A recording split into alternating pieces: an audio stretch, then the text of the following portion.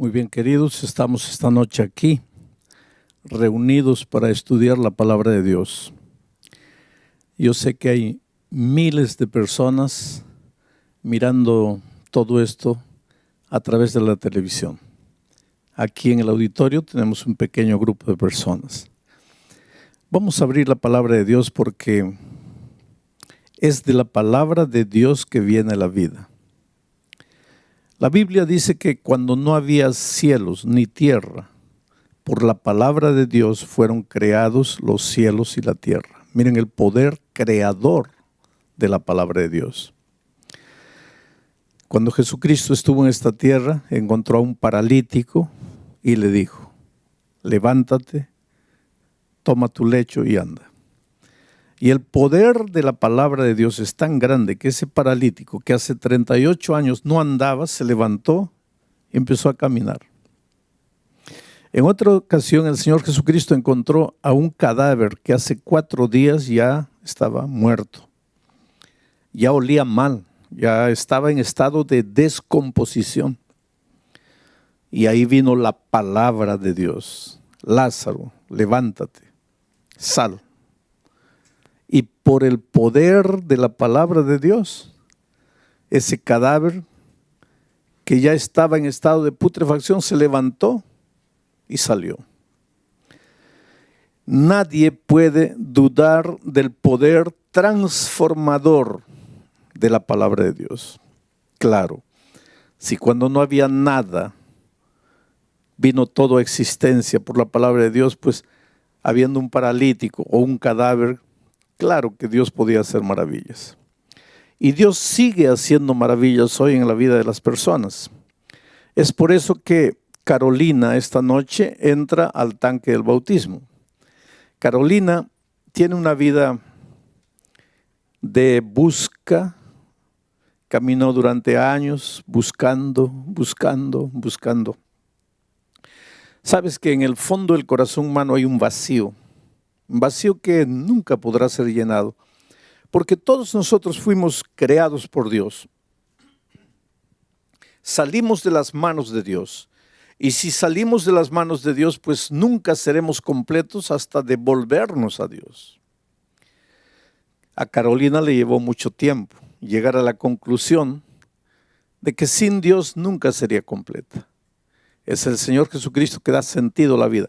Y esta noche Carolina entra al tanque del bautismo para declarar su amor por Jesucristo y su deseo de vivir al lado de Jesús el resto de su vida. Carolina, porque has reconocido que necesitas de Jesús, te has arrepentido de tus pecados pasados, quieres empezar una nueva vida, quieres ser fiel al Señor Jesucristo hasta el fin de tus días.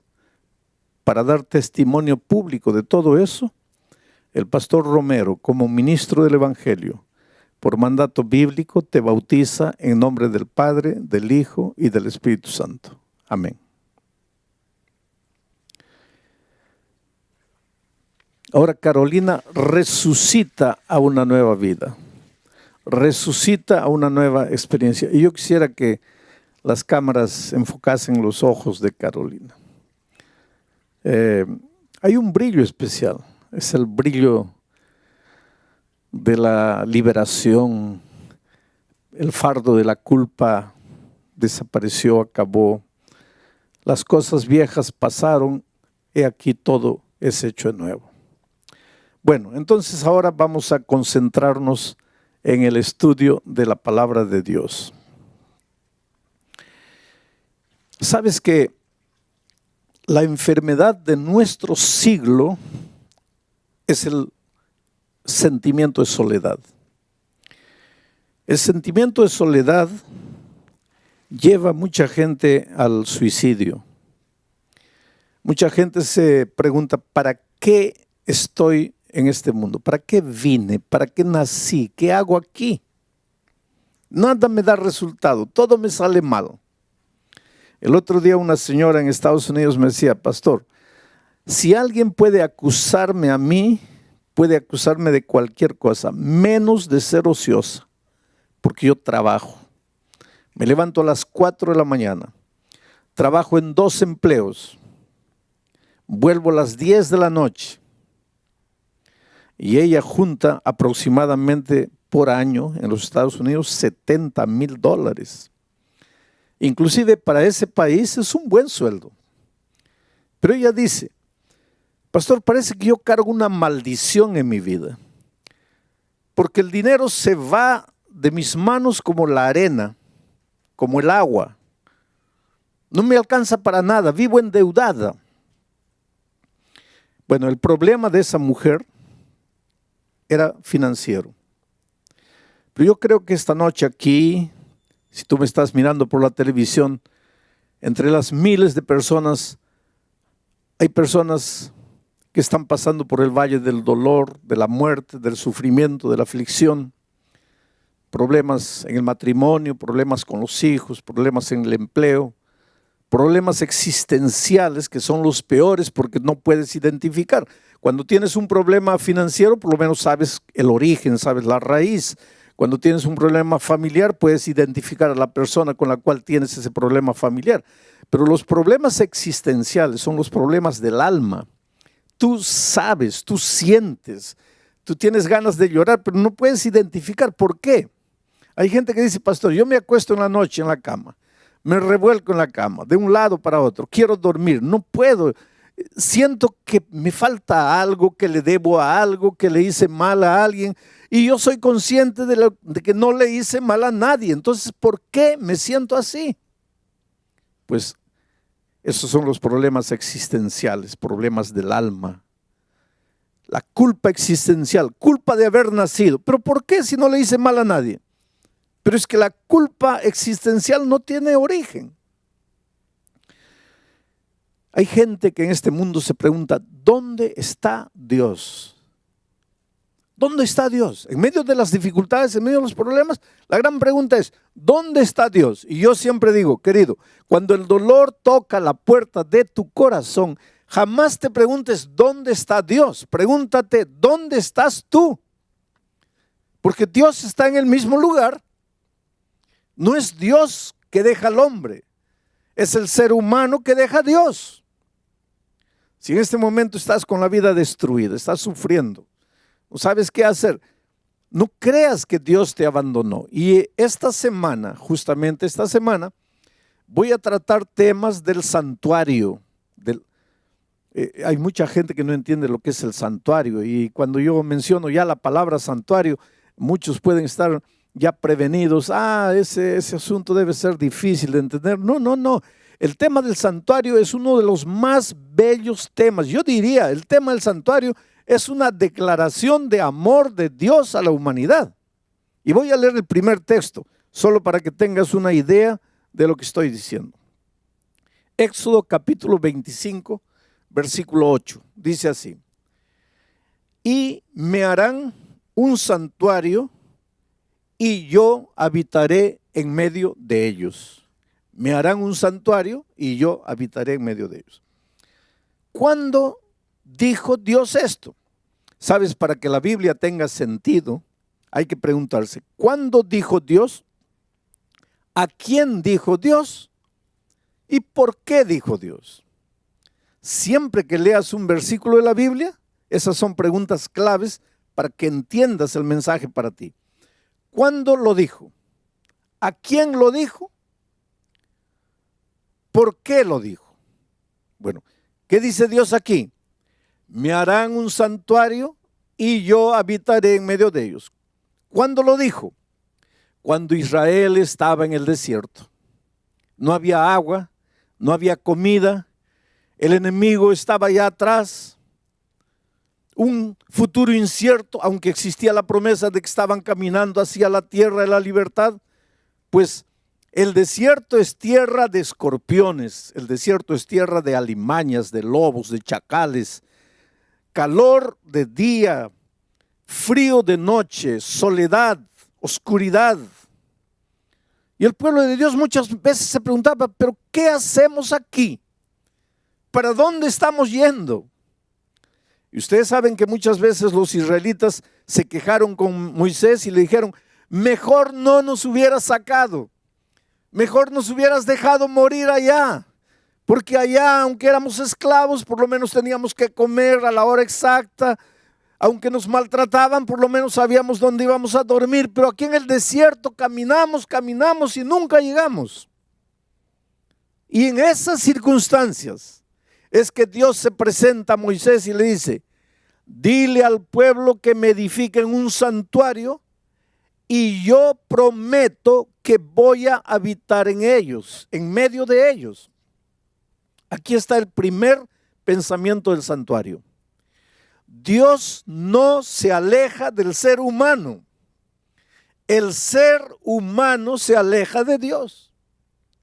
Dios no abandona al hombre o a la mujer. Somos los hombres y las mujeres que nos alejamos de Dios y abandonamos a Dios. ¿Qué es pecado? Para entender lo que estoy diciendo hasta aquí, hay que entender lo que es la palabra pecado. Mucha gente piensa que pecado es robar, matar, adulterar. Esos son actos pecaminosos. Esas son conductas pecaminosas. Pero el pecado es más que eso. Antes de matar, el pecado es otra cosa. Antes de robar, el pecado es otra cosa. Antes de transgredir la ley, el pecado es otra cosa. Para entender qué es pecado, habría que entender qué es justicia, porque el pecado es lo opuesto de la justicia. Hay dos conceptos opuestos: pecado y justicia. La justicia y el pecado no pueden convivir juntos. Pablo dice: ¿qué comunión hay entre la justicia y la injusticia? Y la injusticia es el pecado. ¿Qué comunión hay entre la luz y las tinieblas? Cristo es la luz, el pecado, las tinieblas. ¿Qué comunión hay entre Cristo y Satanás? Entonces, ¿qué cosa es pecado? Pecado, antes de matar, es alejarse de Dios, separarse de Dios, abandonar a Dios, dejar a Dios. Básicamente eso es el pecado. Ahora, la persona que abandona a Dios acaba pecando, acaba practicando el pecado, el acto pecaminoso, acaba matando, robando, haciendo miseria. Pero esto de robar y matar ya es la consecuencia de haber abandonado a Dios. Porque si tú estuvieras en comunión con Dios, jamás matarías, jamás robarías, jamás practicarías la injusticia, porque al estar en comunión con Dios, estás en comunión con la justicia. Entonces, el pecado básicamente es apartarnos de Dios. Lo más triste, lo más terrible que el pecado hace en la vida no es que nos mandan a la cárcel por haber matado. Lo peor del pecado es que nos separa de Dios. Y al separarnos de Dios, pues ya crea el vacío dentro del corazón, porque si salimos de las manos de Dios, jamás seremos felices hasta devolvernos a Dios. Desde que Adán y Eva, miran, Adán y Eva, antes de tomar el fruto, ¿qué hicieron? Se apartaron de Dios, dejaron a Dios, vivieron solos y finalmente se acercaron del árbol y tocaron el fruto. Pero ese tocar el fruto ya fue la consecuencia, ya fue el resultado de haberse apartado de Dios. Ahora, ¿qué cosa es el ser humano en medio de la inmensidad del universo? Un granito de arena. Adán y Eva pecaron. Dios no podría haber dicho, pues pecaron. ¿Y qué son esos dos en medio de la infinidad del universo? Pues se apartaron por su propia voluntad, pues que reciban la consecuencia de lo que hicieron. Yo tengo tantos hijos en el mundo, millones y millones de hijos, yo puedo crear otros mundos.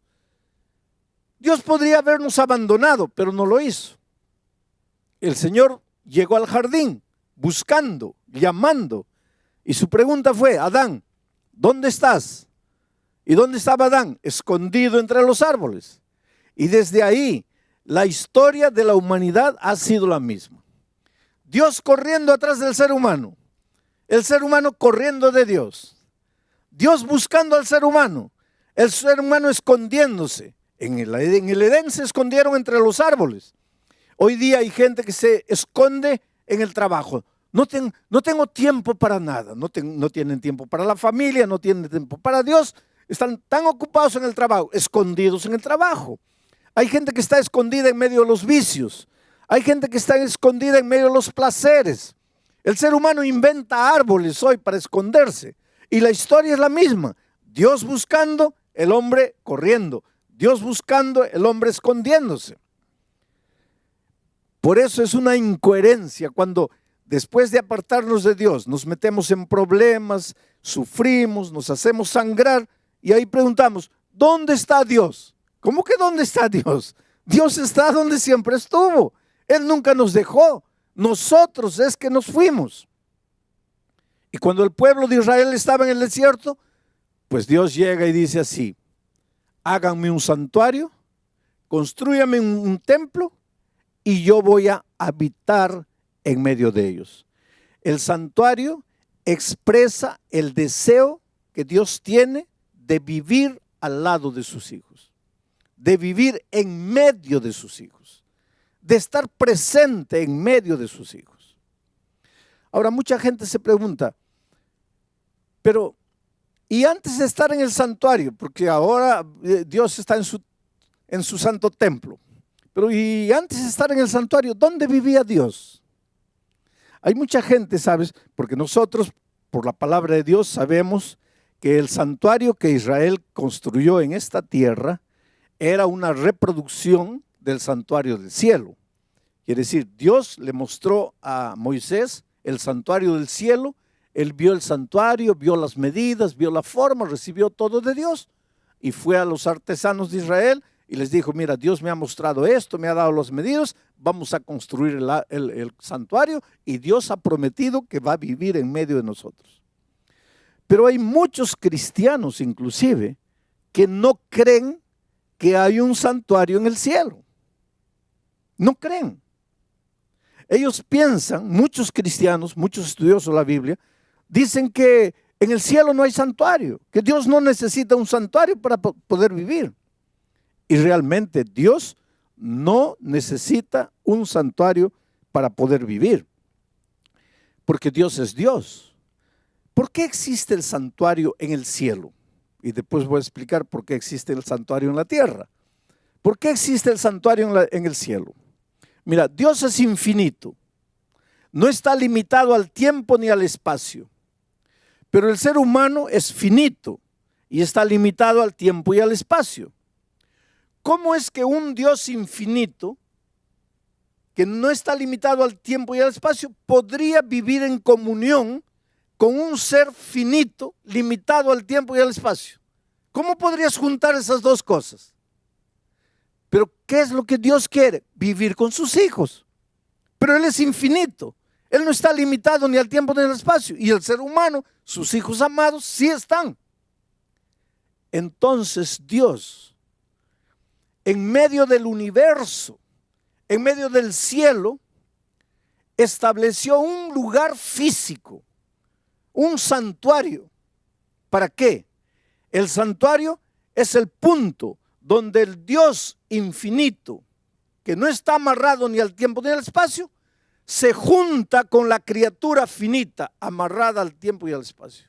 Es el punto del encuentro entre Dios y la criatura, ni siquiera el ser humano, porque nosotros estamos en la tierra. Estoy hablando de las criaturas angelicales. El punto en que ambos se encuentran es el santuario celestial. Y la Biblia tiene textos y más textos probando. Por ejemplo, si tú lees el libro, la epístola a los Hebreos, no hay cómo negar que haya un santuario en los cielos. ¿Por qué existe el santuario? Porque Dios quiere vivir en medio de sus criaturas. ¿Y en esta tierra por qué? Porque también Dios quiere vivir en medio de sus hijos. Por eso le pidió a Israel que construyera un santuario. Ahora, durante esta semana vamos a ver cómo a través del tema del santuario, Dios nos muestra la realidad de nuestra vida. Yo te digo, por ejemplo, estás sin empleo. Por más que buscas el empleo, no lo encuentras. Cuanto más fiel quieres hacer a Dios, parece que menos empleo encuentras. ¿Por qué sucede eso? La explicación está en el santuario. Tienes un hijo, lo educas con amor, con cariño. Cuando es pequeñito le compras libros, le compras música cristiana. Antes de dormir le cuentas historias, haces la oración, lo haces dormir. Y cuando llega joven se va de la iglesia y no quiere saber nada. ¿Por qué sucede eso? La respuesta está en el santuario. Estás lleno de deudas, como esa señora de Estados Unidos. Gano 70,000, pero no me alcanzan para nada. ¿Por qué el dinero no te alcanza? La respuesta está en el santuario. Y ahora tú te puedes quedar medio curioso, pero pastor, la respuesta para todo está en el santuario. Sí.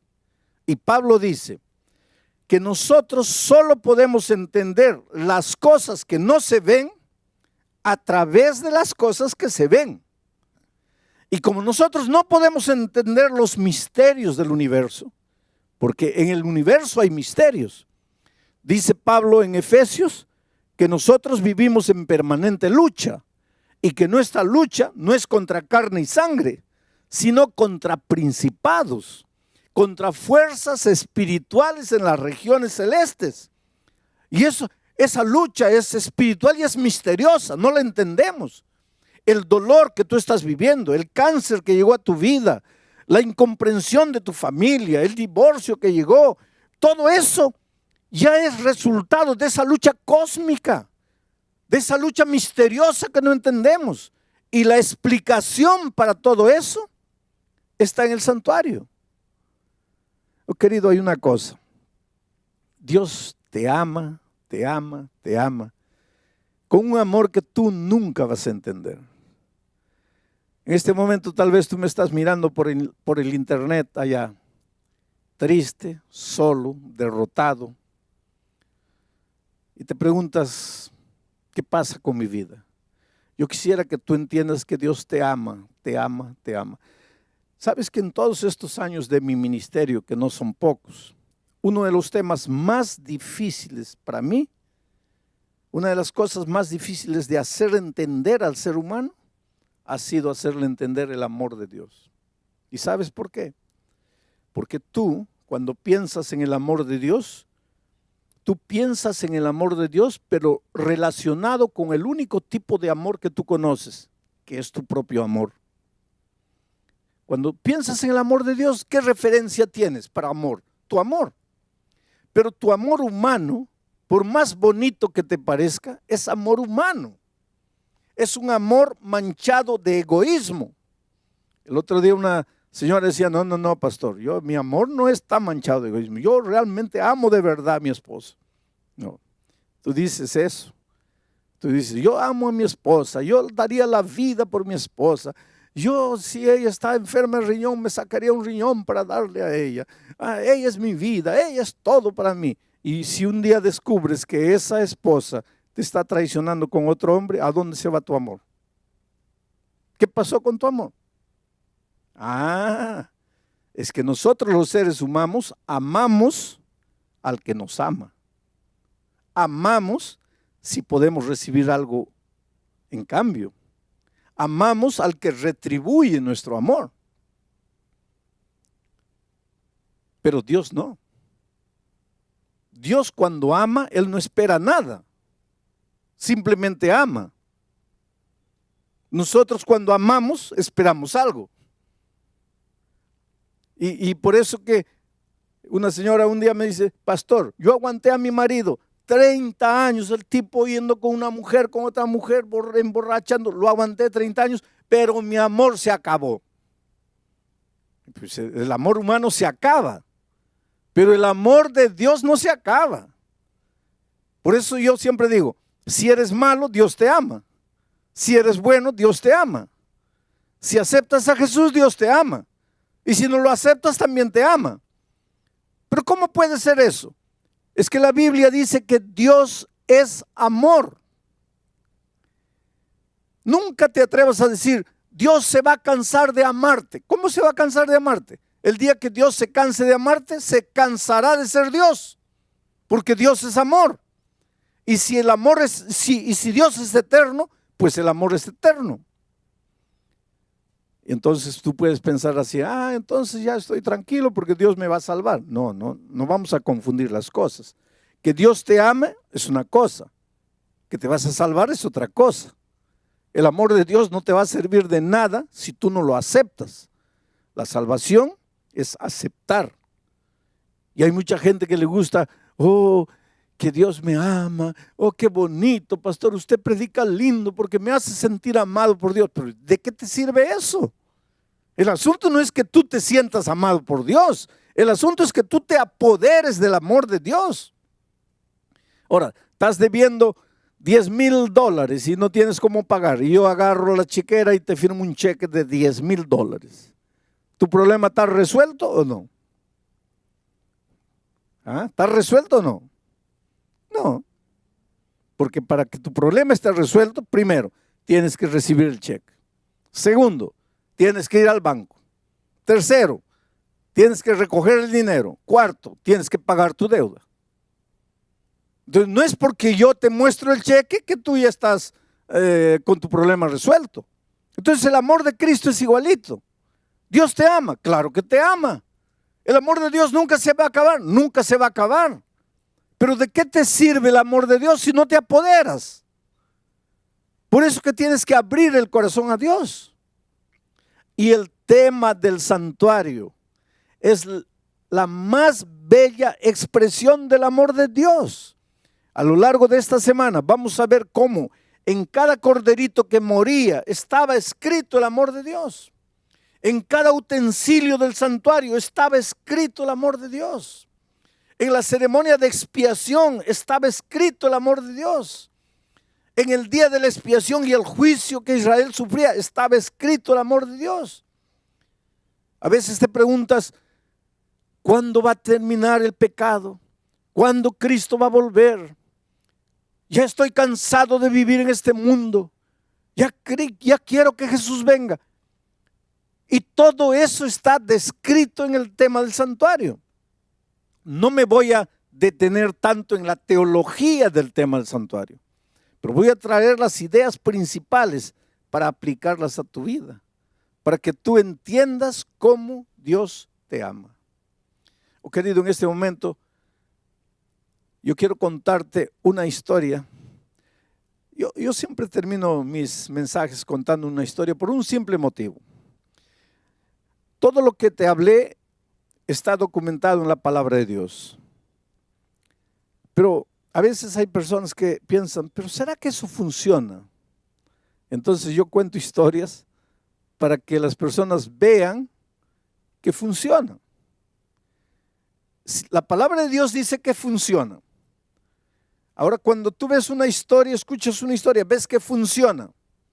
Y si funcionó en la vida de Pedro, puede funcionar en tu vida también. Pero para eso tienes que apoderarte del amor de Dios. A lo largo de mi vida he encontrado personas con la vida destruida, acabada. Los hogares sufren mucho, ¿sabes? Y sufren mucho por un simple motivo. Un hogar está formado básicamente por un hombre y una mujer. Ahí ya comienzan los problemas. ¿Y sabes por qué? Porque el hombre tiene cabeza de hombre y la mujer tiene cabeza de mujer. Cuidado, hay hombres que quieren tener cabeza de mujer y ahí se meten en problemas. Y mujeres que quieren tener cabeza de hombre. No, el hombre es hombre y tiene que ser hombre. Y actuar como hombre, vestirse como hombre y portarse como hombre. Y la mujer igual, como mujer. Pensar como mujer, sentir como mujer, vivir como mujer, actuar como mujer. Solo que cabeza de hombre es cabeza de hombre y cabeza de mujer es cabeza de mujer. No estoy hablando de inteligencia porque ambos son inteligentes. Y en algunas ocasiones el hombre puede ser más o la mujer puede ser más, eso no es problema. Tanto así que mujeres pueden ser presidentes de grandes naciones y sin problema. Mujeres pueden ser presidentes de grandes empresas y no hay problema. Yo no estoy hablando de ese tipo de diferencia. Pero que mujer piensa como mujer, piensa porque es mujer. Y el hombre piensa como hombre porque es hombre.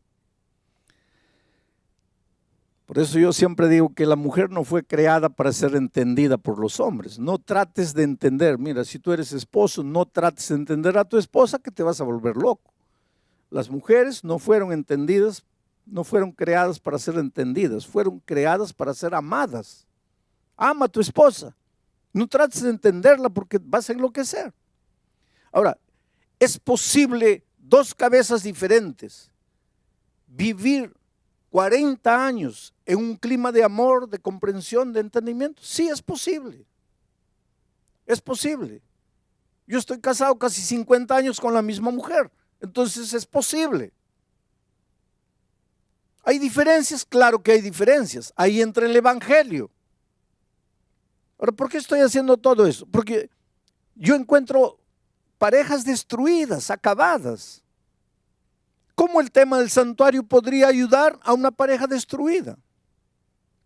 En México, un hombre golpeaba a la esposa, la maltrataba, especialmente cuando bebía. Y el problema era que bebía todos los días. Entonces todos los días la maltrataba. Cuando le pasaba la borrachera, ahí pedía perdón, ay, discúlpame, yo te amo, yo no quiero hacerte nada. Pero al día siguiente la volvía a golpear y la volvía a maltratar. Y a veces la maltrataba feo, que la mandaba al hospital a la pobre.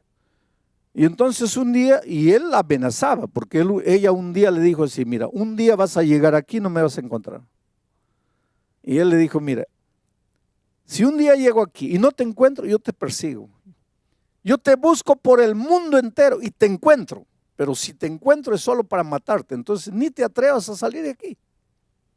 Pero un día la golpeó tanto que la pobre comenzó a pensar y llegó a la siguiente conclusión. Si me quedo aquí, me va a matar. Y si me voy, él dice que me encuentra y me mata. Solo que si me voy, queda la posibilidad de que nunca me encuentre. Pero si me quedo aquí, me va a matar. Entonces me voy. Y un día cuando él se fue a trabajar, pues ella salió de México, atravesó el río y se metió al desierto. Y caminó días y días ahí, no tenía documentos, atravesó el río, se fue. Solo tenía la dirección de unos primos que vivían en Los Ángeles. Cuando llegó ya estaba en Estados Unidos, llegó a un puesto telefónico, agarró el teléfono, llamó a los primos. Y el primo le atendió, hola, ¿dónde estás? Estoy aquí en Estados Unidos. ¿Pero cómo? Sí, y le contó, me escapé porque mi marido me iba a matar allá, me escapé, estoy aquí, no sé, estoy perdido, no sé a dónde ir, no sé dónde estoy. Pero ¿dónde está más o menos? Dame la indicación. Y el primo fue, la encontró y la llevó para casa.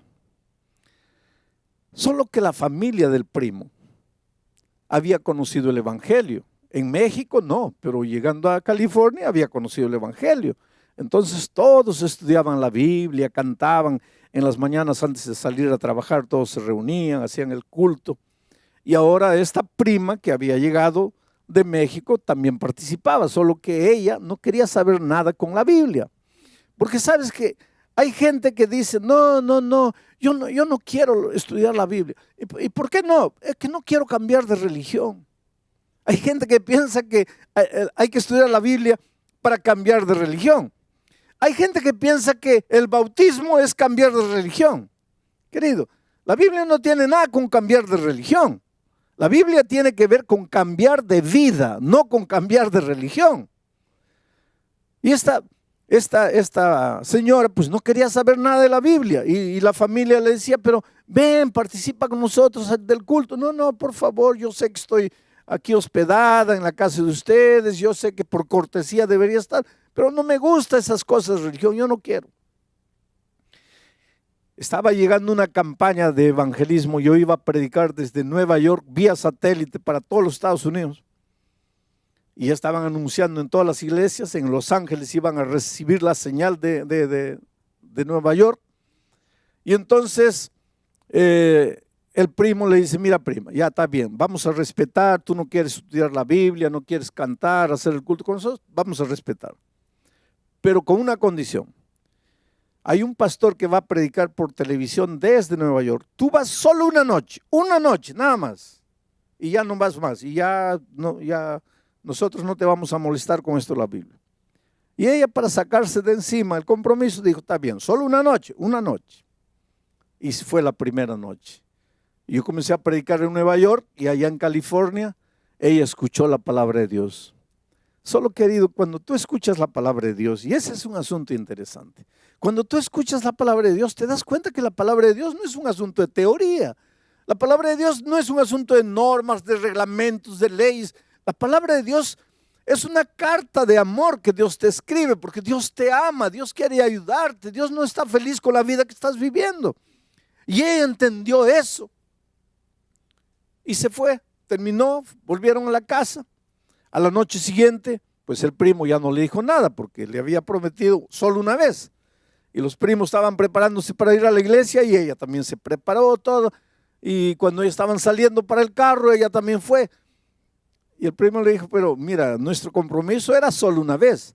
No, pero me gustó, voy a la segunda vez. Y vino la segunda vez y vino la tercera vez, porque, querido, a veces dices, no, yo no quiero escuchar. Y te invita un amigo, te invita un vecino, no me hables, pero es que no conoces la palabra de Dios. Porque el día que conozcas la palabra de Dios te va a gustar, porque vas a encontrar en la Biblia las respuestas para los dramas que estás viviendo. Y eso es lo que sucedió con esa señora. Fue la segunda vez, fue la tercera vez, fue la cuarta vez. El viernes en la noche yo prediqué sobre la resurrección de Lázaro. Y dije cómo Jesucristo llegó a la tumba de Lázaro, un hombre que estaba podrido ya, un cadáver, ya no había esperanza de vida. Y cuando Jesús dijo, levántate, sal, ese cadáver resucitó y salió. Y hice una pregunta. Si Jesús pudo resucitar a un cadáver que estaba oliendo mal, ¿cómo no puede resucitar tu matrimonio, que ya está destruido? Desde el punto de vista humano está todo acabado, ya no hay solución. Pero Jesús puede resucitarlo. Pero no puede hacer nada por ti si tú no te entregas, si tú no vienes. Y la señora se levantó y fue adelante y le entregó la vida a Cristo. Y mucha gente vino, mucha gente vino adelante. Ella estaba ya delante de la pantalla, porque yo estaba predicando en Nueva York, ella estaba en Los Ángeles. Estaba ahí delante de la pantalla, llorosa, entregándose al Señor Jesucristo, y de repente siente que alguien le agarra el brazo. Y mira, le agarra fuerte. Y cuando da la vuelta, era el esposo. Y el esposo le había dicho, si te escapas, yo te encuentro en cualquier rincón del mundo, pero solo para matarte. Ahí él entró en pánico, este me va a matar aquí. Solo que el esposo estaba con lágrimas en los ojos y la estaba apretando fuerte, y cuando vio el miedo en el rostro del esposo, le dijo, ay, disculpa, no te voy a hacer nada. Yo también me estoy entregando a Jesús. ¿Cómo entregando a Jesús? Ahora te voy a contar la segunda parte de la historia. Cuando él llegó a la casa y la esposa no estaba, pues comenzó a buscarla por todo México y nada, no había, buscó con los amigos, con los parientes, nada. Y encontró la dirección de los primos de ella en California. Entonces también se lanzó al río, cruzó el río, caminó por el desierto, llegó a California, tenía la dirección. Y comenzó a espiar ahí de lejos, porque decía así, si está aquí va a salir, en algún momento va a salir. Y efectivamente un día la vio salir, pero acompañada de los primos. Y él quería, yo quiero que esté sola para matarla. Yo la mato y me voy a México y nadie me encuentra. Y estaba ahí persiguiéndola durante días y días. Y una de esas noches ella salió para la iglesia con los primos y él fue atrás. Y entró a la iglesia y se sentó allá atrás. Y el Espíritu de Dios lo tocó. Oh, querido, tú puedes decir, nunca me voy a entregar, porque tú no conoces el poder de Dios. El poder de Dios tocó el corazón de ese hombre. Y ese hombre lloró la primera noche, y lloró la segunda noche, y lloró la tercera noche. Y la última noche, cuando vio a su esposa yendo adelante, cuando yo dije, si Dios pudo resucitar un cadáver que ya estaba podrido, no puede resucitar tu matrimonio. Él se levantó y fue adelante y le entregó la vida a Cristo. Yo conocí a esta pareja un año después. ¿Por qué Jesús puede romper el poder del pecado? ¿Por qué Jesús puede restaurar un matrimonio? La respuesta está en el tema del santuario. Allí en el santuario encontramos la explicación del poder de Dios y lo que por amor a la humanidad Dios hizo. Por eso, querido, la Biblia dice, hoy es el día de buena nueva. Hoy es el día de salvación. Por eso la Biblia dice, si oyeres hoy su voz, no endurezcáis vuestro corazón. Te digo una cosa, ¿hace cuánto tiempo Dios te está llamando? Y tú corres y te escondes. A veces la vida te golpea, te quedas en un rincón de la vida por ahí, sin saber qué hacer. Te preguntas dónde está Dios, por qué las cosas no funcionan en mi vida. Dios está a tu lado, tú no lo ves. Quiere intervenir en tu vida, quiere entrar, cambiar tu carácter, cambiar por completo tu vida, pero Dios te creó con libertad. Jamás va a entrar en tu corazón por la fuerza.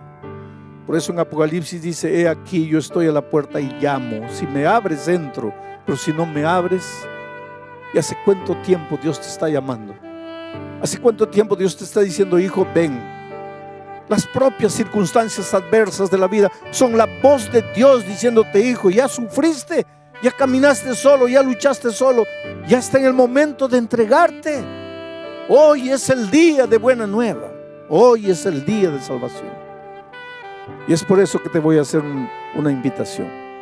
Esta invitación no es para los miembros bautizados de la iglesia, porque los miembros bautizados de la iglesia un día ya se levantaron, ya fueron adelante. Yo voy a suplicar que tú te levantes y vengas adelante, o que tú expreses tu deseo de entregar el corazón a Jesús. Sabes, querido, a veces Dios permite que la vida te dé un golpe. Cuando el dolor llega a tu vida, jamás te preguntes o jamás pienses que Dios te está haciendo sufrir. De Dios no nace nada que te trae dolor. Pero Dios permite que la vida te dé un golpe tan grande que literalmente no sabes qué hacer ni para dónde ir. Pero en esas horas la mano maravillosa de Dios se extiende en tu dirección y te llama. Agárrate de esa mano, es la mano salvadora. Abre tu corazón al Señor, entrégale tu vida.